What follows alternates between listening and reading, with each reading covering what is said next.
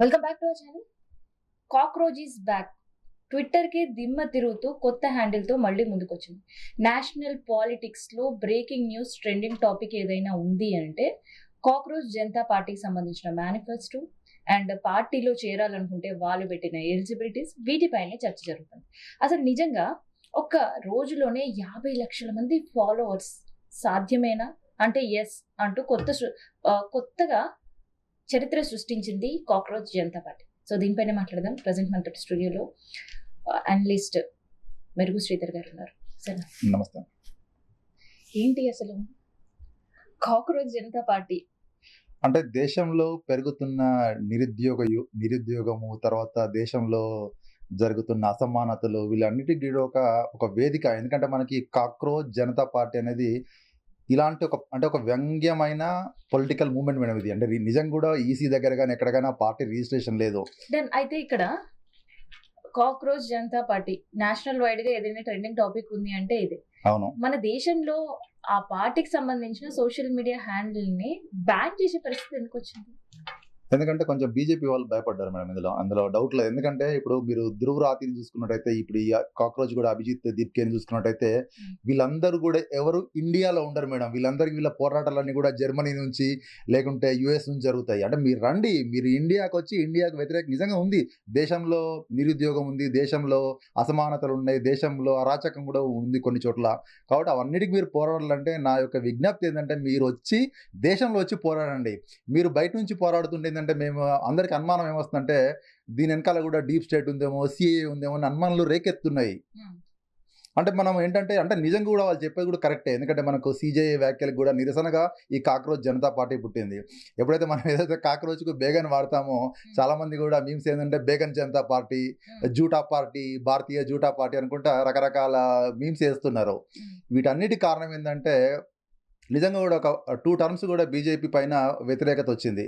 ఎందుకంటే నిజంగా ఆ కాంగ్రెస్ అసమర్థత పాలనను తట్టుకొని బీజేపీ వచ్చింది. ఈరోజు బీజేపీ కూడా చాలా అంశాల్లో ఫెయిల్ అయింది మేడం. ఎందుకంటే మన దేశం అందుకనే మేబీ ఆ కాక్రోచ్ జనతా పార్టీగా ఏదైతే వ్యంగ్య హస్త్రాలు వాడుతూ సోషల్ మీడియా హ్యాండిల్స్ లో తిరుగుతుందో, అటు బీజేపీని ఇటు కాంగ్రెస్ ని రెండింటిని కలిపి వాళ్ళు డిజైన్ చేశారు. లేదు మేడం, యాక్చువల్ నేను కాంగ్రెస్కి వ్యతిరేకంగా ఈ పోరాటం జరుగుతుంది అనుకోలేదు. డెఫినెట్గా దీని వెనకాల కాంగ్రెస్ మద్దతు ఉంటుంది. ఎందుకంటే ఒక్క రోజులో 50 లక్షల మంది ఫాలోవర్స్ వచ్చినారంటే, అతను కూడా ఒక ఆప్ సోషల్ మీడియా ఎక్స్ కన్వీనర్. ఒక రోజులు ఈయన వచ్చినట్టే డెఫినెట్గా దీని వెనకాల మేబీ డీప్ స్టేట్ ఉండొచ్చు, దీని వెనకాల కాంగ్రెస్ సపోర్ట్ ఉండొచ్చు, ఇవన్నీ ఉండొచ్చు. ఇందులో మనం కొట్టి పారేయలేము. కానీ ఏంటంటే ఇది కూడా ఏంటంటే దేశంలో ఏంటంటే చాలా మటుకు నిరుద్యోగ యువత చాలా అసంతృప్తితో ఉన్నారు. అందుకు ఈ కాక్రోచ్ జనతా పార్టీ నిదర్శనము.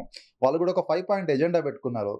ఏదంటే ఎవరైతే ఓటర్ కార్డు డిలీట్ చేస్తారో ఎలక్షన్ కమిషనర్ని యూఏపీఏ చట్టం కింద అరెస్ట్ చేయాలి. తర్వాత 50% మహిళలకి ఇవ్వాలి. గోడి మీడియా అంటే మోడీకి సపోర్ట్ మీడియా అంతా కూడా బ్యాన్ చేయాలి. ఇంకా చాలా కండిషన్స్ పెట్టారు. ఎవరైతే ఇంకా నిరుద్యోగులు ఉన్నారో, వాళ్ళు లేజీగా ఉన్నారో మాత్రమే మా పార్టీకి ఎలిజిబుల్ అని ఒక కొత్త సిద్ధాంతం పెట్టుకున్నారు.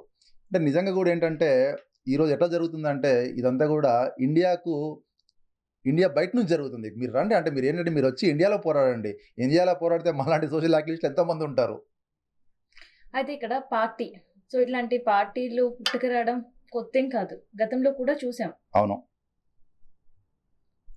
మనకేంటంటే మేడం యాక్చువల్ ఇట్లాంటి పార్టీలు కొత్త ఏం కాదు. మీరు కొన్ని పార్టీలు చూస్తున్నదైతే పైరేట్స్ పార్టీ అని ఒకటి ఉంది యూరోప్లో. పోలిష్ బీర్ పార్టీ అని ఒక పార్టీ. జస్ట్ ఏంటంటే ఒక బీర్ తాగే వాళ్ళందరూ కూడా ఒక పార్టీగా, ఒక రాజకీయ అంటే ఒక పొలిటికల్ మూవ్మెంట్ లాగా వాళ్ళు కూడా స్టార్ట్ చేస్తున్నారు.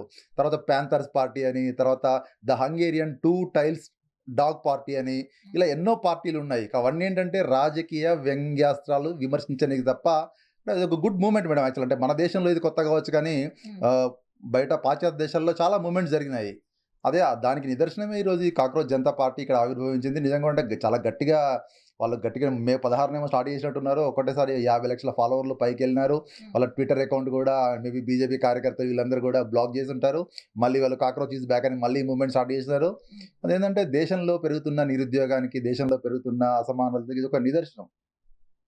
డన్. అయితే ఈ cockroach Janata party political stand తీసుకుంటుందా, లేదంటే పొలిటికల్ పార్టీగా ఆవిర్భవిస్తుందా అనేది టాపిక్ కాసేపు పక్కన పెడితే, ఓకే, పార్టీలో చేరడానికి ఇంట్రెస్టెడ్ అయ్యుండే వేలాది మంది రిక్వెస్ట్లు పంపించడం, వాళ్ళ సర్వర్లే బిజీ అయ్యేంత అప్లికేషన్స్ లో ఫిల్ చేయడం, అంటే నేనేమనుకుంటున్నా మేడం అంటే యాక్చువల్‌గా ఇది పొలిటికల్ పార్టీగా రూపాంతరం చెందదు. ఎందుకంటే మనకు పొలిటికల్ పార్టీగా ఒక పార్టీ రూపాంతరం మనకు ఎలక్షన్ కమిషన్ వారి అప్రూవల్ కావాలి. దానికి ఒక రిజిస్ట్రేషన్ కావాలి. ప్లస్ ఒక ఇండియన్ సిటిజన్ అయి ఉండాలి. నేను అమెరికాలో ఉండి ఇండియాలో పార్టీ పెడతా అంటే ఏ ఎలక్షన్ కమిషన్ కూడా ఒప్పుకోదు. సరే ఇప్పుడు ఎలక్షన్స్ లేవు కాబట్టి దాని గురించి నేను అందుకనే పొలిటికల్ పార్టీగా ఆవిర్భవిస్తుందో లేదో పక్కన పెడితే ఓకే. ఎందుకు ఇంత క్రేజ్ అనేది నా ప్రశ్న. క్రేజ్ అంటే ఒకటి సింపుల్ మేడం. యాక్చువల్ ఏంటంటే దేశంలో నిరుద్యోగం పెరిగిపోతుంది. చాలా అసమానతలు పెరిగిపోతున్నాయి. ఒక కులం, మతం ఆధారంగా కూడా ఈరోజు రాజకీయాలు చేయాల్సిన పరిస్థితి వచ్చింది. ఎందుకంటే బీజేపీని చూసుకున్నట్టయితే కూడా ఎవరైతే వాళ్ళేందంటే మేము అవినీతికి వ్యతిరేకంగా పోరాడతాము. మేము యాంటీ కరప్షన్ ప్రోత్సహిస్తాము. తర్వాత ఇవన్నీ చేస్తారు. కానీ అక్కడ బెంగాల్‌లో సీఎం అయిన సువేందు అధికారి పైన, హిమంత బిశ్వ శర్మ పైన కూడా ఎన్నో అవినీతి ఆరోపణలున్నాయి. అంటే బీజేపీలోకి వస్తే వాళ్ళకి వాషింగ్ పౌడర్ నిర్మా, లేకపోతే మాత్రం వాళ్ళ అవినీతి పరులని ఒక ముద్ర వేయడం జరుగుతుంది. చాలా తప్పది యాక్చువల్‌గా.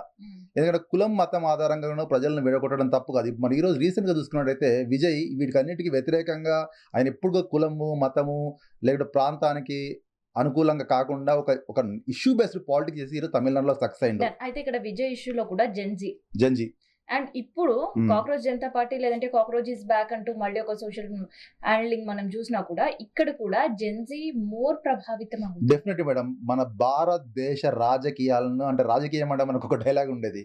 రాక్షసంగా జనాలను క్రీడించే యంత్రాంగం అని. నిజంగా కూడా అది కరెక్టే. ఎందుకంటే ఈరోజు ఎక్కడ చూసినా కానీ అవినీతి చాలా పేరుకుపోయింది. అంటే ఫ్యూచర్‌లో జెన్‌జీ పాత్ర ఒక నేపాల్ తరహా ఉద్యమం భారతదేశంలో కూడా తప్పకుండా వస్తుంది త్వరలోనే. తప్పకుండా జెన్‌జీ యూత్ అంతా కూడా పాలిటిక్స్‌లో ఉంటారు. నిజంగా కూడా ఒక ఇండియన్ ఫ్రీడమ్ స్ట్రగుల్ 2 లాంటి మూవ్‌మెంట్ కూడా రావాలి. మన దేశంలో నిరుద్యోగం రూపుమాపాలన్నా, అవినీతి రూపుమాపాలన్నా. కానీ చాలా మంది కూడా ఆప్ కూడా వచ్చింది. ఇప్పుడు ఇతను ఆప్‌కు సపోర్ట్ ఉందని కొంతమంది అంటున్నారు. అభిజిత్‌కి కూడా. కానీ ఏంటంటే అతను ఆప్ ఎక్స్ కన్వీనర్ అతను. మేబీ ఆప్ సపోర్ట్, కేజ్రీవాల్ సపోర్ట్ కూడా అతనికి ఉండొచ్చు. అయితే ఈ జెన్జీ 2029 ఎలక్షన్స్ ఓకే. ప్రభావం కనిపిస్తుందా? Definitely madam. యాక్చువల్‌గా ఇంకా అసలు ఏంటంటే ఇప్పుడు తమిళనాడులో కూడా మనం చూసినట్టయితే పెద్దగా ఖర్చు పెట్టలేదు. అంటే సోషల్ మీడియా తర్వాత జెన్‌జీ యూత్ ప్రభావమే వాళ్ళను ఈరోజు అధికారంలో నిలబెట్టింది. డెఫినెట్‌గా 2029 ఎలక్షన్‌లు జెన్‌జీ ప్రభావితం చేయబోతున్నాయి. ఏ మోడీ గాని లేకుంటే కాంగ్రెస్ గాని నిజంగా కూడా వాళ్ళ ఆఫీస్‌లకు టూలెట్ బోర్డులు పెట్టుకోవాల్సిందే తప్పకుండా. ఎందుకంటే జెన్‌జీని ఎప్పుడైతే వాళ్ళు విస్మరిస్తున్నారో వాళ్ళకి రాజకీయ పతనం స్టార్ట్ అయింది. సో ఏంటి ఈ ఫాలోవర్స్ అనేది జెన్యూన్ ఫాలోవర్స్ అని అనుకోవచ్చా? డెఫినెట్‌గా అంటే జెన్యూన్ ఈ సోషల్ మీడియాలో కూడా మళ్ళీ ఇంకొక ఏదైనా మ్యాజిక్ జరుగుతుందా? మ్యాజిక్ జరుగుతుందంటే ఎవరు కూడా ఊహించలేనంత ఫాలోవర్స్. అంటే మేడం యాక్చువల్‌గా ఏంటంటే ఎవరైతే ఇప్పుడు ధ్రువరాతి ఉన్నాడో, ధ్రువరాతికి కూడా అంత ఫాలోవర్స్ ఎలా వచ్చిందని కూడా అదొక నిజంగా చెప్పాలంటే దాని బ్యాక్‌గ్రౌండ్ తెలియదు. అంటే సెంట్రల్ గవర్నమెంట్ ఏం చేయాలంటే అసలు ఇతనికి ఎక్కడి నుంచి ఫండ్స్ వస్తున్నాయి? ఎందుకంటే మనం సోషల్ మీడియాలో ప్రమోట్ చేయంది ఫాలోవర్స్ రారు మేడం. అది అందరికీ జగమెరిగిన సత్యము. కాబట్టి ఇతనికి ఒక రోజులో ఇంత సబ్స్క్రైబర్స్ ఎందుకు వస్తున్నారు? దీని వెనుక ఎవరు ఉండాలనేది కూడా ప్రభుత్వం నిగ్గు తేల్చాలి. ఎందుకంటే మేబీ నేను అనుకున్నట్టుగా డీప్ స్టేట్ ఉండొచ్చు, సీఐఏ ఉండొచ్చు. మన భారత వ్యతిరేక శక్తులు ఉండొచ్చని నా అనుమానం. సో ఫాలోవర్స్ ని చూస్తే మీకు అలా అనిపించిందా? డెఫినెట్‌గా అంటే కొంతమంది రియల్ ఫాలోవర్స్ కూడా ఉంటారు. కానీ ఇంత ట్రెమెండస్ ఫాలోవర్స్ వచ్చారు.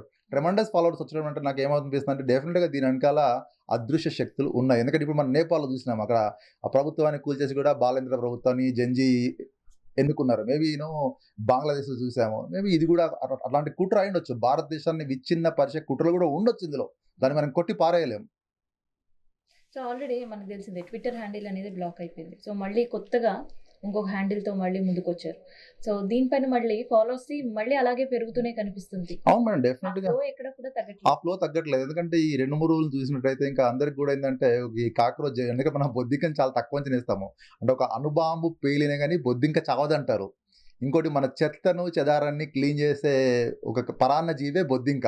అంటే దానికి ఒక ఇంపార్టెన్స్ ఉంది. మేబీ జనాల్లో అది బాగా అట్రాక్షన్ అయ్యి ఉంటది. అందుకే జనాలు కూడా మంచిగా ఫాలో అవుతున్నారు. సో ఒక పక్క మీరే అంటున్నారు జనాలు ఫాలో అవుతున్నారు. అవును. ఇంకో పక్క మీరే అంటున్నారు ఇది ఫేక్ ఫాలోయింగ్ కూడా ఉండొచ్చని. ఫాలోవర్స్ ఏం చెప్తారు? అంటే లేదు మేడం. యాక్చువల్‌గా ఇక్కడ మీరు గమనించండి ఇక్కడ కొంతవరకు ఫాలోవర్స్ ఓకే మేడం. కానీ అనుకున్న దానికన్నా బీజేపీ కన్నా ఎక్కువ ఫాలోవర్స్ రావడం నాకు అనుమానాన్ని కలిగిస్తుంది అక్కడ. ఇప్పుడు బీజేపీ ఆల్మోస్ట్ ఒక 80స్‌లో స్టార్ట్ అయిన పార్టీ అది. బీజేపీ కంటే ఎక్కువ సబ్స్క్రైబర్స్ కలిగి బీజేపీ కంటే దాటిపోయిన ఫాలోవర్స్ చూస్తే నిజంగా కూడా అనుమానం రాక తప్పదు. అంటే ఓన్లీ బీజేపీని చూస్తే మీకు అనుమానం వస్తుందా? లేదు అట్లేం లేదు. బీజేపీని చూస్తే అనుమానం రావట్లేదు నాకు. ఎందుకంటే ఇప్పుడు దానికి ఎట్లాగో బీజేపీ సపోర్ట్ చేయొచ్చు. మేబీ కాంగ్రెస్ సపోర్ట్ చేయొచ్చు. డెఫినెట్‌గా దీని వెనుక అదృశ్య శక్తులు ఉంటాయి. ఎందుకంటే ఒకసారి ఇంత ఫాలో అప్ అనేది ఇంపాసిబుల్. ఎందుకంటే చాలా హై ఎండ్ ప్రాపగాండా ఉంటే తప్ప ఇంతమంది ఫాలోవర్స్ రారు మేడం యాక్చువల్గా. ఎందుకంటే చాలా మంది మనం చాలా యూట్యూబ్ ఛానల్ చూసుకోండి, సంవత్సరాలు చూస్తే కానీ 10 లక్షలు 5 లక్షల ఫాలోవర్స్ లేని నుంచి అంటే ఇప్పుడు ఎన్నో పార్టీలు వచ్చాయి మేడం. యాక్చువల్గా మనకి ఎన్నో పార్టీలు వచ్చాయి. ఈవెన్ ఇప్పుడు విజయ్ చూసినట్టు కూడా ఇంతమంది ఫాలోవర్ లేరు, తమిళనాడు మొత్తం కానీ లేకుంటే తెలుగు స్టేట్స్లో కానీ. కాబట్టి ఏంటంటే ఒకటేసారి ఇంతమంది దీని వెనుక ఉన్న శక్తులు ప్రభుత్వం నిగ్గు తేల్చాలి. ఎందుకంటే వీళ్ళందరూ కూడా ఎవరు కూడా ఇండియాలో ఉండట్లేదు. ఇప్పుడు ధ్రువరాతి కానీ ఇంకొకటి నేషనల్ పారాసైటిక్ పార్టీ అని వీళ్ళందరూ కూడా they are out of the country. డెఫినెట్గా ఏంటంటే ఇప్పుడు అవుట్ ఆఫ్ ద కంట్రీ ఉన్నప్పుడు మాత్రం డెఫినెట్గా మనం అనుమానించిన టైం ఆసన్నమైంది అక్కడ. థ్యాంక్ యూ అండి. Thank you madam.